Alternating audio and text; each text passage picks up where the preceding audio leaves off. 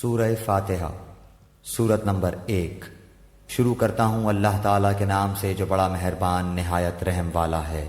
عربی کے قاعدے سے رحمان کے معنی ہے وہ ذات جس کی رحمت بہت وسیع ایکسٹینسو ہو، یعنی اس رحمت کا فائدہ سب کو پہنچتا ہو، اور رحیم کے معنی ہے وہ ذات جس کی رحمت بہت زیادہ انٹینسو ہو، یعنی جس پر ہو مکمل طور پر ہو۔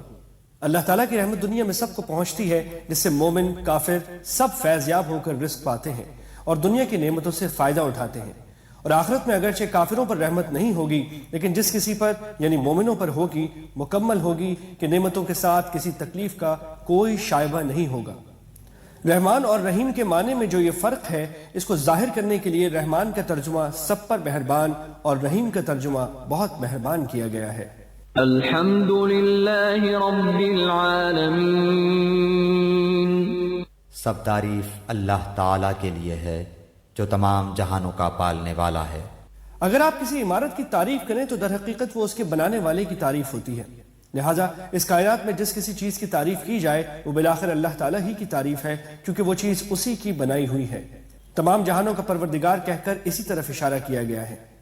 انسانوں کا جہان ہو یا جانوروں کا، جمادات کا جہان ہو یا نباتات کا، آسمانوں کا جہان ہو یا ستاروں کا، سیاروں اور فرشتوں کا، سب کی تخلیق اور پرورش اللہ تعالیٰ ہی کا کام ہے، اور ان جہانوں میں جو کوئی چیز قابل تعریف ہے وہ اللہ کی تخلیق اور شان ربوبیت کی وجہ سے ہے۔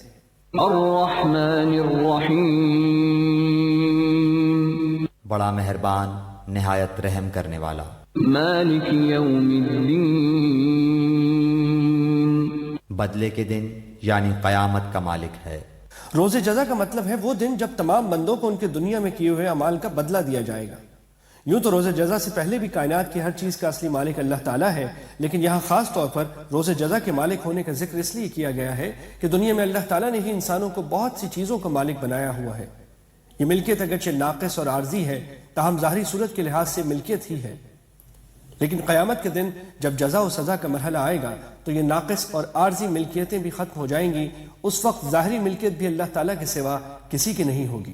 ایاک نعبد و ایاک نستعین، ہم صرف تیری ہی عبادت کرتے ہیں اور صرف تجھی سے مدد چاہتے ہیں۔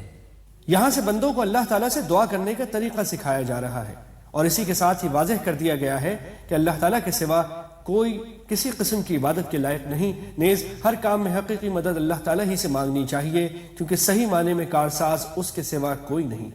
دنیا کے بہت سے کاموں میں بعض اوقات کسی انسان سے جو مدد مانگی جاتی ہے وہ اسے ایک کارساز سمجھ کر نہیں بلکہ ایک ظاہری سبب سمجھ کر مانگی جاتی ہے۔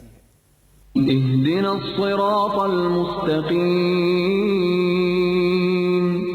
ہمیں سیدھی اور سچی راہ دکھا، صراط الذین انعمت علیہم، ان لوگوں کی راہ جن پر تو نے انعام کیا، غیر المغضوب علیہم ولا